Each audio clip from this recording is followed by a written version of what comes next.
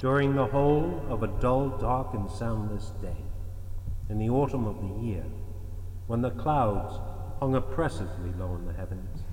I had been passing alone on horseback through a singularly dreary tract of country,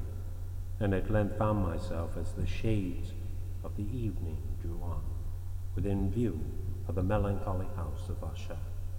I know not how it was, but with the first glimpse of the building,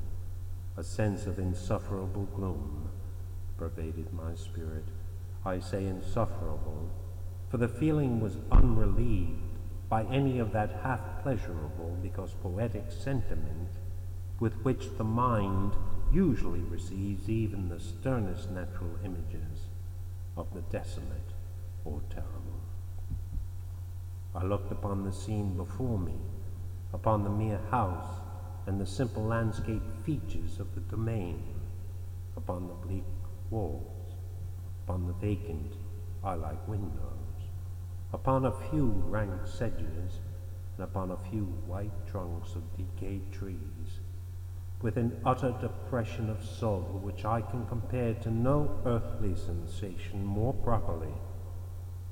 than to the after-dream of the reveler upon opium, the bitter lapse into everyday life, the hideous dropping off of the veil. There was an iciness, a sinking, a sickening of the heart, an unredeemed dreariness of thought, which no goading of the imagination could torture into aught of the sublime. What was it, I paused to think?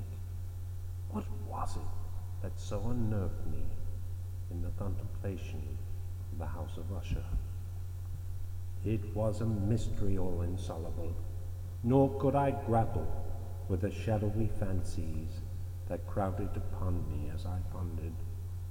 I was forced to fall back upon